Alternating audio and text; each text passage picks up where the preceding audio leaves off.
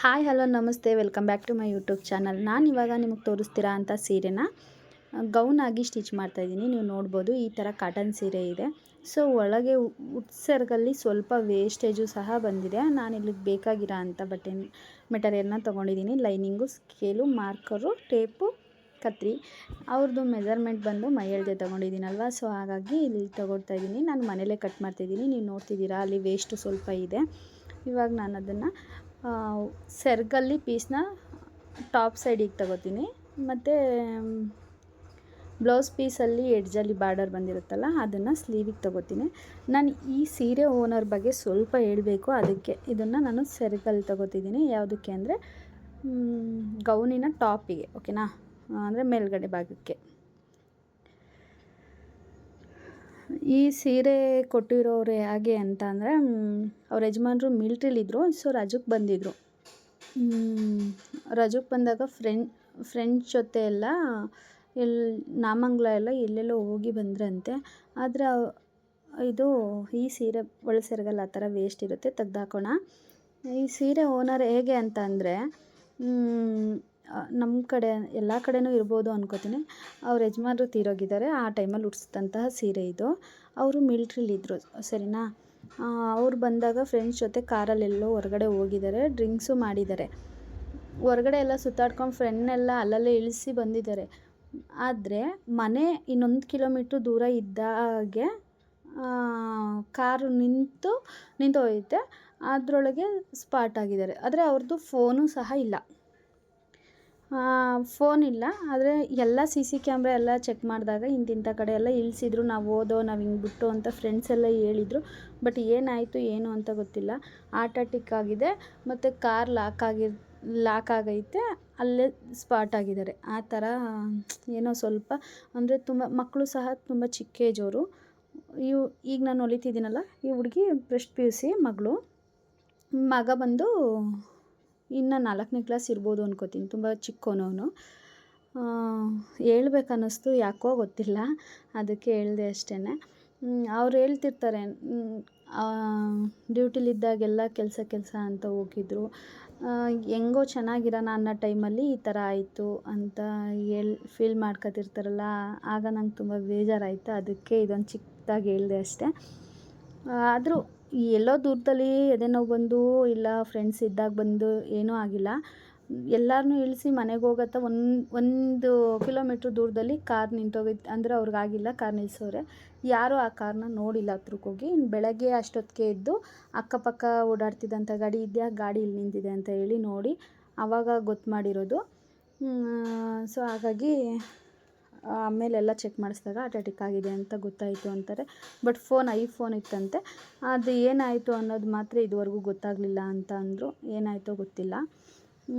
ಈಗ ನಾನು ಇದನ್ನು ಬಾರ್ಡರನ್ನು ಒಂದು ಸೈಡ್ ಕಟ್ಟಿಂಗ್ ಮಾಡಿ ಎತ್ತಿಟ್ಕೋತಾ ಇದ್ದೀನಿ. ಇವ್ರು ಹೇಗಂತ ಅಂದರೆ, ಈಗ ನಂಗೆ ಸೀರೆ ಕೊಟ್ಟಿದ್ದಾರಲ್ಲ, ಈಗ ಅವ್ರ ಯಜಮಾನ್ರು ತೀರೋಗಿದ್ದಾರೆ. ಮುಂಚೆ ಒಂದು ಸಾರಿ ಅವ್ರ ಅಣ್ಣನೇನೋ ಆಕ್ಸಿಡೆಂಟಾಗೂ ತೀರೋಗಿದ್ದಾರೆ. ಅಪ್ಪನ ಮನೇಲೂ ಅಣ್ಣ ಇಲ್ಲ, ಗಂಡನ ಮನೇಲೂ ಗಂಡ ಇಲ್ಲ. ಸೊ ತುಂಬ ಫೀಲ್ ಆಗುತ್ತೆ. ತುಂಬ ಬೆಟರು ಅಂದರೆ ತುಂಬ ಒಳ್ಳೆ ವ್ಯಕ್ತಿತ್ವ ಇರೋಂಥ ವ್ಯಕ್ತಿಯವರು. ಅಂದರೆ ನನ್ನ ಹತ್ರ ಮಾತಾಡಿದ ರೀತಿಲಿ ಸ್ವಲ್ಪ ಪರಿಚಯ, ತುಂಬ ಒಳ್ಳೆ ವ್ಯಕ್ತಿತ್ವ ಅಂತಲೇ ಅನ್ನಿಸ್ತು. ತುಂಬ ಫ್ರೆಂಡ್ಲಿ. ಬಟ್ ಏನು ಮಾಡೋಕ್ಕಾಗತ್ತಲ್ವ, ಸಾವು ಅಂತ ಬಂದರೆ ಅಂತ ಒಂದು ಸರಿ ಸಮಾಧಾನ ಮಾಡ್ಬೋದು, ಬಟ್ ಅಷ್ಟೊಂದು ಮಾಡೋಕ್ಕಾಗಲ್ಲ. ನಾನು ಅದನ್ನು ಕಟಿಂಗ್ ಮಾಡಿ ಎತ್ತಿಟ್ಕೊಂಡೆ. ಲೆಂತ್ ಎಷ್ಟು ಬೇಕು ಅಷ್ಟಕ್ಕೆ ನಾನು ಡಬಲ್ ಫೋಲ್ಡಿಂಗ್ ಮಾಡಿ ಎತ್ತಿಟ್ಟೆ. ಅಂದರೆ ನರಿಗೆ ಕೊಟ್ಟು ಇನ್ಸೈಡ್ ಮುಂದೆ ಎಲ್ಲ ಮಾಡಬೇಕಂತ. ಇವಾಗ ಬಾಡಿ ಮೆಜರ್ಮೆಂಟ್ ಎಷ್ಟು ಬೇಕೋ ಅಷ್ಟನ್ನು ಕಟಿಂಗ್ ಮಾಡ್ಕೊಳ್ಳೋಣ.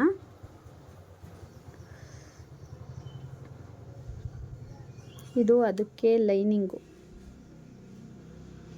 ಕಾಣಿಸುತ್ತೆ ಅಲ್ವಾ, ಅದಕ್ಕೆ ಕಾಟನ್ ಲೈನಿಂಗೇ ಹಾಕಿದ್ದೀನಿ.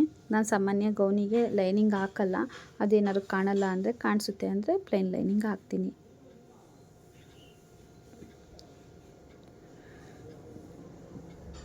ತುಂಬ ಸಣ್ಣ ಇದ್ದಾರೆ, ಹಾಗಾಗಿ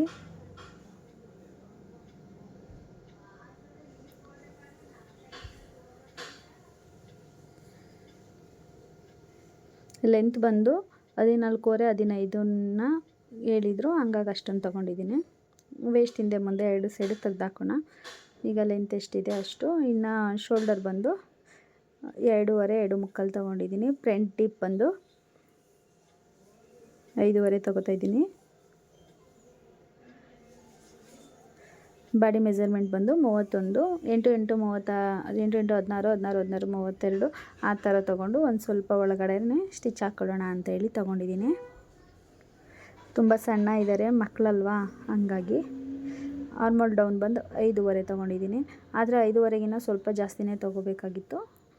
ಅದನ್ನು ನಾನು ಕಟಿಂಗ್ ಮಾಡ್ಕೋಬೇಕಿದ್ರೆ ತೊಗೊಂಡಿದ್ದೀನಿ. ಇದನ್ನು ನಾನು ಫ್ರಂಟ್ ಶೇಪಿಗೆ ತೊಗೊಂಡಿದ್ದೀನಿ. ಬ್ಯಾಕಲ್ಲಿ ಬೋಟ್ ನೆಕ್ ಅಲ್ವಾ, ಕೊಕ್ಕೆ ಥರ ಕೊಟ್ಟಿದ್ದೀನಿ. ಸೊ ಹಾಗಾಗಿ ಫ್ರಂಟ್ ಶೇಪಲ್ಲಿ ಸ್ವಲ್ಪ ಕರುನ ತೊಗೊಂಡಿದ್ದೀನಿ.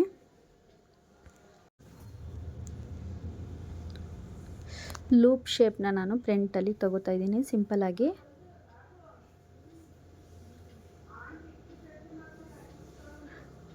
ಈಗ ನಾವು ಅದನ್ನು ಕಟ್ ಮಾಡ್ಕೊಳ್ಳೋಣ.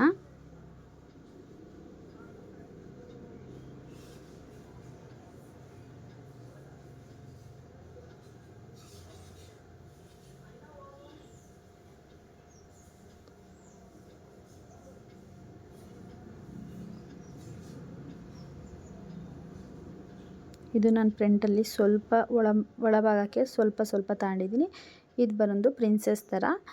ಸುಮ್ಮನೆ ಫಿಲ್ಟ್ ಹಿಡಿಯೋದಕ್ಕಿಂತ ಪ್ರಿನ್ಸೆಸ್ಸಲ್ಲಿ ಹೊಲಿದ್ರೆ ತುಂಬ ಲುಕ್ಕಾಗಿ ಕೂರುತ್ತೆ ಅಂತ ಪ್ರಿನ್ಸೆಸ್ ಕಟ್ಟಲ್ಲಿ ಟಾಪ್ ಸೈಡನ್ನ ತೊಗೊಂಡಿದ್ದೀನಿ. ಇನ್ನು ಬ್ಯಾಕ್ ಸೈಡಿಗೆ ಬಂದರೆ ಬೋಟ್ ನೆಕ್ ಅಲ್ವಾ, ಹಾಗಾಗಿ 7 ಇಂಚ್ ತಗೋತಿದ್ದೀನಿ. ಶೋಲ್ಡರ್ ಬಂದು 14.25 ಇತ್ತು, ಹಾಗಾಗಿ 3 ಇಂಚು ಡೀಪ್ ನೆಕ್ ತೊಗೋತಾ ಇದ್ದೀನಿ.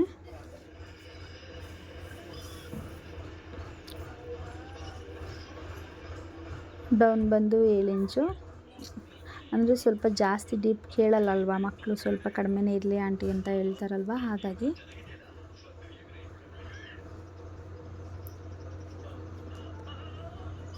ಈ ರೀತಿ ಬಾಕ್ಸ್ ಥರ ಹಾಕ್ಕೊಂಡು ಆಮೇಲೆ ಶೇಪ್ ಕೊಟ್ಟರೆ ಶೇಪ್ ತುಂಬ ಚೆನ್ನಾಗಿ ಬರುತ್ತೆ.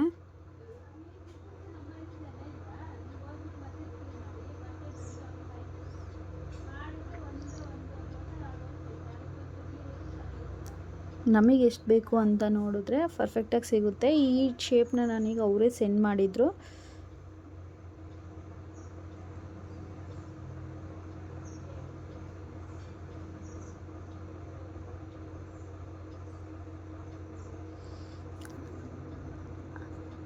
ಕ್ಲೋಸ್ ನೆಕ್ ಹೊಲಿದ್ರೂ ಚೆನ್ನಾಗಿರುತ್ತೆ.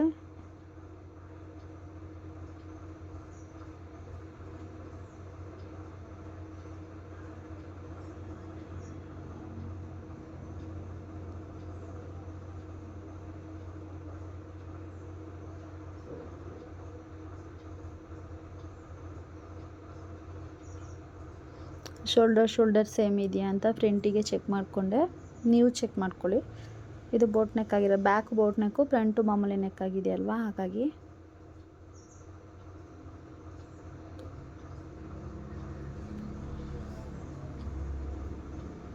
ಇದಕ್ಕೆ ಬ್ಯಾಕಲ್ಲಿ ಫಿಲ್ಟ್ ಮಾತ್ರ ಇಡೋಣ. ಫ್ರಂಟಲ್ಲಿ ಪ್ರಿನ್ಸಸ್ ಕಟ್ಟಲ್ಲಿ ಸ್ಟಿಚ್ ಮಾಡ್ಕೊಳ್ಳೋಣ. ಅದನ್ನು ನಾನು ಸ್ಟಿಚ್ ಮಾಡ್ತಾನೆ ತೋರಿಸ್ತೀನಿ. ಈಗ ನಾನು ಇದನ್ನು ಸೆರ್ಗಲ್ ತೊಗೊಂಡಿದ್ದೀನಿ. ಸೆರ್ಗಲ್ ಆದರೆ ಸ್ವಲ್ಪ ಡಿಸೈನ್ ಬರುತ್ತಲ್ವ, ಹಾಗಾಗಿ ಸೆರ್ಗಲ್ ತೊಗೊಂಡಿದ್ದೀನಿ.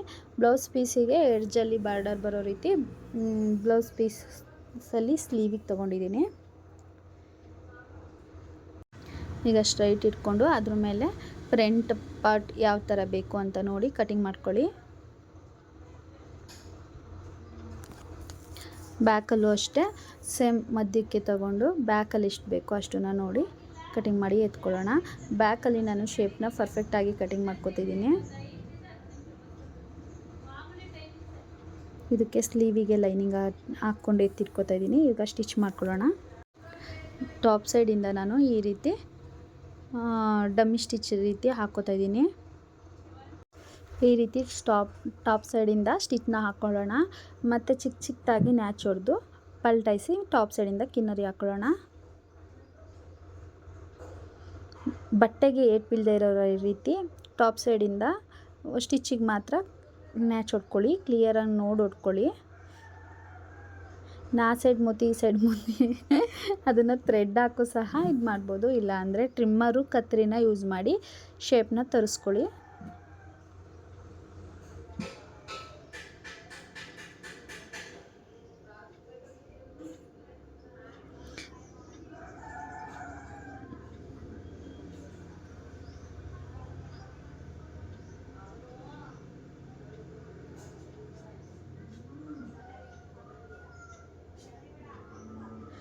ಈ ರೀತಿ ಟಾಪ್ ಸೈಡಿಂದ ಕಿನ್ನರಿ ಬರಲಿ,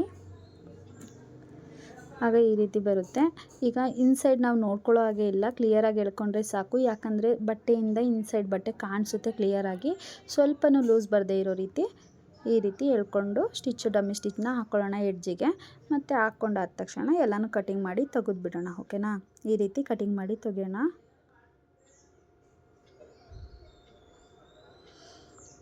ನಾನು ಒಂದು ಫುಲ್ ವೀಡಿಯೋ ಕಟಿಂಗ್ ಮಾಡಿ ಸ್ಟಿಚ್ ಮಾಡೋಕ್ಕೆ ಆಗ್ತಿಲ್ಲ. ನನ್ನ ಮಗಳಿಗೂ FA1 ಸ್ಟಾರ್ಟ್ ಆಯಿತು, ಸೊ ಹಾಗಾಗಿ ಅವಳು ವೀಡಿಯೋ ಮಾಡಲಿಕ್ಕೆ ಬರ್ತಿಲ್ಲ. ನಿಮಗೆ ಕ್ಲಿಯರಾಗಿ ಹೇಳ್ಬೇಕಂದ್ರೆ ಒಬ್ಬೊಬ್ಬರು ವೀಡಿಯೋ ಮಾಡೋರು ನನಗಷ್ಟು ಅಡ್ಜಸ್ಟ್ ಆಗೋಲ್ಲ. ನನ್ನ ಮಗಳೇ ತುಂಬ ಚೆನ್ನಾಗಿ ಮಾಡ್ತಾಳೆ, ಸೊ ಹಾಗಾಗಿ ಅವಳಿಗೋಸ್ಕರ ವೆಯ್ಟ್ ಮಾಡ್ತಿದ್ದೀನಿ. ಖಂಡಿತ ವೀಡಿಯೋ ಮಾಡಿ ಹಾಕ್ತೀನಿ. ಓಕೆನಾ, ಈಗ ಫ್ರಂಟ್ ಸೈಡ್ ತೊಗೊಳ್ಳಿ. ಇದೇ ಸೇಮ್ ಅಲ್ಲಿ ಯಾವ ರೀತಿ ತಗೊಂಡ್ವಿ ಅಲ್ವಾ, ಅದೇ ರೀತಿಯೇ ಶೇಪ್ ಅಂದರೆ ಏನಿರುತ್ತೆ ಶೇಪಲ್ಲಿ ಕರೆಕ್ಟಾಗಿ ಒಂದು ಟೆನ್ಷನಲ್ಲಿ ನಾವು ಸ್ಟಿಚ್ ಹಾಕ್ತಾ ಹೋದರೆ ಆ ಶೇಪು ಪರ್ಫೆಕ್ಟಾಗಿ ಬರುತ್ತೆ. ಟೆನ್ಷನಲ್ಲಿ ನಾವು ಸ್ಟಿಚ್ ಹಾಕಬೇಕಿದ್ರೆ ಸ್ವಲ್ಪ ಆಚೆ ಈಚೆ ಆದರೆ ಸ್ವಲ್ಪ ದೊಡ್ಡ ಚಿಕ್ಕ ಆಗಿ ಶೇಪ್ ರೀತಿ ಕಾಣಲ್ಲ ಅಷ್ಟೇ. ಕೆಲವೊಂದು ಇದರಲ್ಲಿ ಮೆಥಡ್ ಇರುತ್ತೆ, ಹೊಲಿಬೇಕಿದ್ರೆ ಈ ಟೆನ್ಷನ್ ನೋಡ್ಕೊಂಡು ಸ್ಟಿಚ್ ಮಾಡೋ ಥರ ಎಲ್ಲ. ಅದನ್ನು ನೀವು ಹೊಲಿತಾ ನಿಮಗೆ ಗೊತ್ತಾಗುತ್ತೆ ಯಾವ್ದ್ಯಾವ್ದು ಮೆಥಡ್ ಅಂತ. ಖಂಡಿತ ನೀವು ಹೊಲಿತಾ ನೀವೇ ತಿಳ್ಕೊತೀರ. ಈ ರೀತಿ ಫ್ರಂಟು ಟಾಪ್ ಸೈಡಿಂದ ಕಿನ್ನರಿ ಆಯಿತು. ಇವಾಗ ನಾನು ಹೇಳಿದ್ನಲ್ವ, ಟಾಪ್ ಸೈಡಿಂದ ವೇಸ್ಟ್ ಹೊಲ್ಗೆನ ಹಾಕ್ಕೊಳ್ಳೋಣ. ಲೈನಿಂಗೆಲ್ಲ ಈ ಥರ ನೋಡ್ಕೊಳ್ಳೋ ಥರ ಏನಿಲ್ಲ, ವೀಡಿಯೋಗೋಸ್ಕರ ಅಷ್ಟೇ ನೋಡ್ಕೊತಿದ್ದೀನಿ. ಯಾಕೆಂದರೆ ಇನ್ಸೈಡ್ ಇರೋದು ಕಾಣಿಸುತ್ತೆ ಇದರಲ್ಲಿ.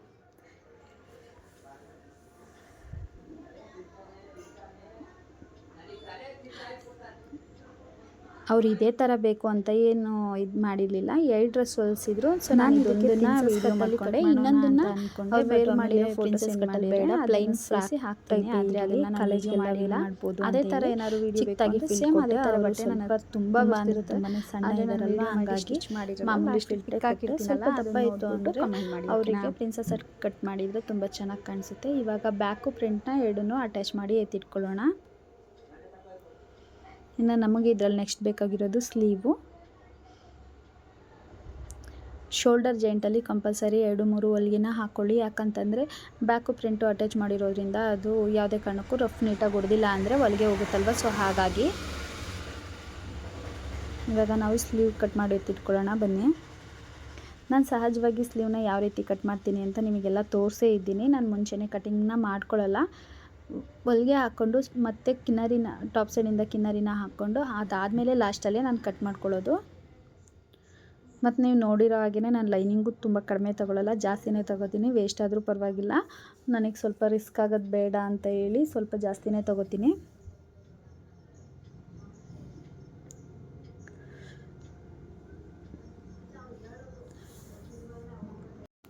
ಹತ್ತು ಇಂಚು ಸ್ಲೀವ್ ಲೆಂತು, ಡೌನ್ 3 ಇಂಚ್ ತೊಗೋತಿದ್ದೀನಿ. ನೀವು ನೋಡ್ಬೋದು, ಅವ್ರು ತುಂಬ ಸಣ್ಣ ಇರೋದ್ರಿಂದ ಚಿಕ್ಕದಾಗೆ ಸ್ಲೀವ್ನ ಕಟಿಂಗ್ ಮಾಡ್ಕೊತಾ ಇದ್ದೀನಿ.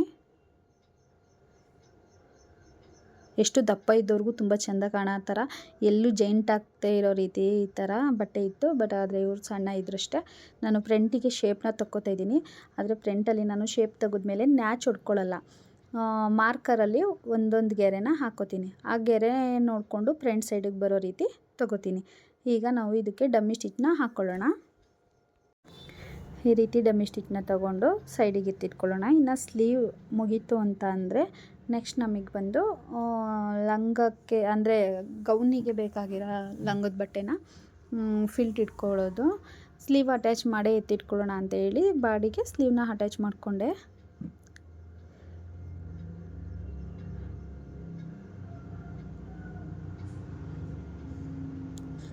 ಗೌನ್ ಅಂದರೆ ತುಂಬ ಈಸಿನೇ ಇರುತ್ತೆ, ತುಂಬ ಟಫ್ ಏನಿರಲ್ಲ. ಅಂದರೆ ಸ್ವಲ್ಪ ಲೂಸು ಟೈಟು ಅದರಲ್ಲಿ ಏನು ಹೆಚ್ಚು ಕಡಿಮೆ ಆಗೋಲ್ಲ ಗೌನು. ನಿಮಗೆ ಸ್ವಲ್ಪ ಹೊಸ್ದಾಗಿ ಸ್ಟಿಚ್ ಮಾಡೋರಿಗೂ ಈಸಿನೇ ಇರೋ ಅಂಥ ರೀತಿಲಿದೆ ಇದು. ನೀವು ಟ್ರೈ ಮಾಡಿ. ಕಟಿಂಗು ಸ್ಟಿಚಿಂಗು ಫುಲ್ ವಿಡಿಯೋ ಇರೋದ್ರಿಂದ ನೀವು ಆಲ್ಮೋಸ್ಟ್ ನಿಮಗೆ ಬೇಕಾದ ರೀತಿಲಿ ಟ್ರೈ ಮಾಡ್ಬೋದು ಇದನ್ನು. ಇವಾಗ ಚಿಕ್ಕ ಚಿಕ್ಕದಾಗಿ ಫಿಲ್ಟ್ ನನಗೆ ಎಷ್ಟು ಬೇಕೋ ಅಷ್ಟನ್ನು ನೋಡಿ ನಾನು ಫಿಲ್ಟ್ನ ಇಟ್ಕೋತಾ ಇದ್ದೀನಿ.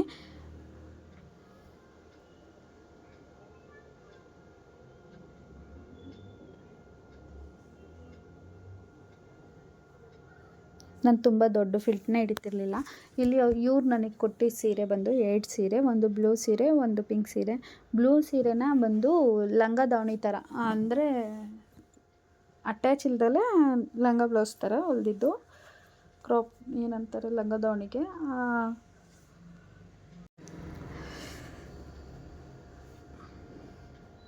ನೋಡಿ ಈ ರೀತಿ ಚಿಕ್ಕ ಚಿಕ್ಕದಾಗಿ ನಾನು ಫಿಲ್ಟ್ನ ಇಟ್ಕೊಂಡಿದ್ದೀನಿ. ಅದಕ್ಕೆ ಎಷ್ಟು ಅಗಲ ಬೇಕು ಚಿಕ್ಕ ಬೇಕು ಅಂತ ಬಾಡಿನ ತೆಗೆದು ನೋಡಿದ್ದೀನಿ. ಆಗ ಸ್ವಲ್ಪ ದೊಡ್ಡ ಚಿಕ್ಕ ಆದರೆ ಸರಿ ಮಾಡ್ಕೋಬೋದು ಅಂತ ಸರಿ ಮಾಡ್ಕೋಬೋದು ಸಹ. ಇವಾಗ ನಾನು ಇದನ್ನು ಹಂಗೆ ಸುಮ್ಮನೆ ಲೈನಿಂಗ್ನ ಚಿಕ್ಕ ಚಿಕ್ಕ ಫಿಲ್ಟಾಗಿ ಟಾಪ್ ಸೈಡ್ ಬಟ್ಟೆಗೆ ಎಷ್ಟು ಬೇಕೋ ಅಷ್ಟನ್ನು ನೋಡಿ ನಾನು ತೊಗೊಂಡಿದ್ದೀನಿ. ಬೇಕು ಅಂದ್ರೆ ಫಿಲ್ಟ್ ಇಟ್ಕೋಬೋದು, ಬೇಡ ಅಂದರೆ ಫಿಲ್ಟ್ನ ಕಿತ್ತಾಕೊಂತ ಅದೆಷ್ಟೈತೆ ಅಷ್ಟಕ್ಕೆ ಸ್ಟಿಚ್ ಮಾಡ್ಕೋಬೋದು. ಡೈರೆಕ್ಟು ಇದಲ್ವಾ, ಅಂಬ್ರೆಲಾ ಅಲ್ಲ, ಸೊ ಹಾಗಾಗಿ ಈ ಥರ ಫಿಲ್ಟ್ನ ಇಟ್ಕೊಳ್ಳೋದು. ಇದೇ ಥರ ಈಗೇನು ಒಂದಿದೆ ಅಲ್ವಾ, ಅದೇ ಥರ ಸೇಮ್ ಬ್ಯಾಕ್ ಇನ್ನೊಂದು ಪೀಸ್ನೂ ರೆಡಿ ಮಾಡ್ಕೊಳ್ಳೋಣ. ಇವಾಗ ಅದಕ್ಕೆ ಫ್ರಂಟಿಗೆ ಅಟ್ಯಾಚ್ ಮಾಡ್ಕೊಳ್ಳೋಣ.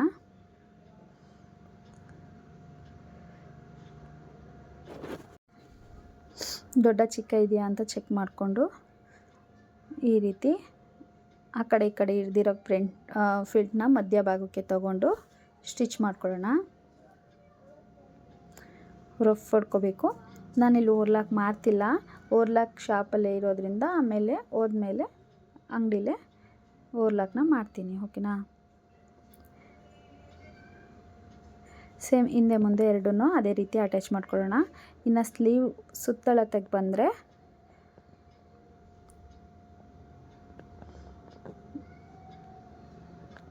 ಬಾಡಿ ಮೆಜರ್ಮೆಂಟಿಗೆ ಬಂದರೆ 32ರಲ್ಲಿ ಇನ್ನೂ ಒಂದು ಅರ್ಧ ಇಂಚ್ ಒಳಗೆ ತಗೊಂಡಿದ್ದೀನಿ. ಇದು ಇಂಪಾರ್ಟೆಂಟು. ನಾವಿಲ್ಲಿ ಎಷ್ಟಕ್ಕೆ ಬೇಕೋ ಆ ಶೇಪಿಗೆ ನಿಲ್ಲಿಸಿ ರಫ್ ಹೊಡ್ಕೊಳ್ಳೋಣ. ಈ ರೀತಿ ಸ್ಟಿಚ್ ಮಾಡಿಕೊಂಡು 2-3ನ ಎಷ್ಟು ಬೇಕೋ ಅಷ್ಟನ್ನು ಸ್ಟಿಚ್ ಮಾಡ್ಕೊಳ್ಳೋಣ. ಸೊಂಟಕ್ಕೆ ಲಾಸ್ಟ್ ಮಾಡಬೇಕು, ಫುಲ್ ಫಿನಿಶಿಂಗ್ ಕೊಡಬಾರ್ದು. 2 ಸೈಡು ಸೇಮೇ ಮಾಡ್ಕೊಳ್ಳೋಣ.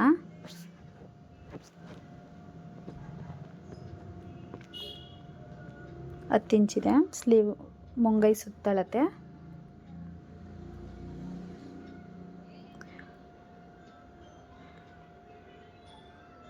ಬಾಡಿ ಎಷ್ಟು ಬೇಕು ಅಂತ ಹೇಳಿ ಅಲ್ಲೇ ತೊಗೋಬೋದು. ಸೊಂಟ ಸುತ್ತಳತೆ ಎಷ್ಟು ಬೇಕು ಅಂತ ಹೇಳಿ ಸೊಂಟನ ತೊಗೋಬೋದು.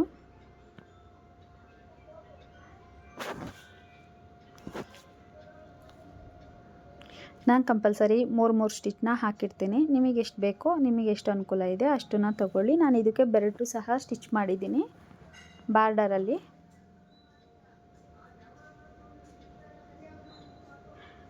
ಈ ರೀತಿ ಹೊಲಿಗೆನ ತಗೊಂಡು ಹಾಕಬೇಕು. ಎಷ್ಟೋ ಹೊಲಿಗೆ ಇರುತ್ತಲ್ಲ ಅದನ್ನು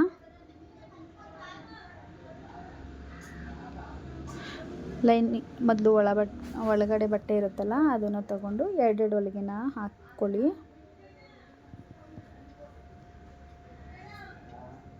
ನಾವು ಸೊಂಟದ ಹತ್ರ 10ಕ್ಕೆ ನಿಲ್ಲಿಸಿರ್ತೀವಲ್ವ, ಸೊ ಇನ್ನು ಒಳಭಾಗ ಹಿಂದೆ ಸ್ವಲ್ಪ ಬಟ್ಟೆ ಇರುತ್ತಲ್ವ ಆ ಸೈಡಲ್ಲೇ ಹಾಕ್ಕೋಬೇಕು. ಈಗ ಲೈನಿಂಗ್ ಬಟ್ಟೆನೂ ಸೇಮ್ ಅದೇ ಥರನೇ. ಲೈನಿಂಗು ಮತ್ತು ಟಾಪ್ ಸೈಡ್ ಎರಡೂ ಅಟ್ಯಾಚ್ ಮಾಡಬಾರ್ದು. ಮಕ್ಕಳು ಅವ್ರಿಗೆ ಬೇಕು ಅಂದಾಗೆ ಫೋಟೋ ತೆಗೆಸ್ಕೋಬೇಕು ಅಂದರೆ ಲೈನಿಂಗೇ ಬೇರೆ ಇರಬೇಕು, ಬಾಡಿ ಬಟ್ಟೆನೇ ಬೇರೆ ಇರಬೇಕು. ಅಟ್ಯಾಚ್ ಏನಾದ್ರು ಇತ್ತು ಅಂತ ಅಂದರೆ ಅಟ್ಯಾಚಲ್ಲಿ ಅಷ್ಟು ಚೆನ್ನಾಗಿ ಬರಲ್ಲ. ಸೊ ಹಾಗಾಗಿ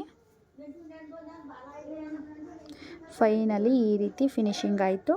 ಅವ್ರಿಗೆ ವೇರ್ ಮಾಡಿಸಿ ಸಹ ತೋರಿಸ್ತೀನಿ. ಚೆನ್ನಾಗಿದೆಯಾ? ಅಲ್ಲಿಗೆ ಕುಕ್ಕೆ ರೀತಿ ಹಾಕೋಣ ಅಂತ ಹೇಳಿ ಸ್ಟಿಚ್ ಮಾಡಿದೆ.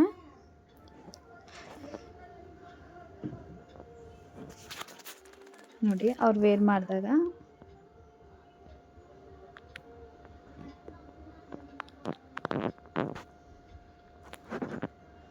ಯಾರಿಗೆಲ್ಲ ಈ ವಿಡಿಯೋ ಇಷ್ಟ ಆಯಿತು ಪ್ಲೀಸ್ ಒಂದು ಲೈಕ್ ಕೊಟ್ಟು ಸಪೋರ್ಟ್ ಮಾಡಿ ಫ್ರೆಂಡ್ಸ್. ಹೊಸ್ದಾಗಿ ನೋಡ್ತಿರೋರು ಸಬ್ಸ್ಕ್ರೈಬ್ ಆಗಿ ಫ್ರೆಂಡ್ಸ್. ಈ ಥರ ಸೊಂಟಕ್ಕೆ ಪಟ್ಟಿ ಹೊಲ್ದಿದ್ದೆ. Thank you so much. Bye bye.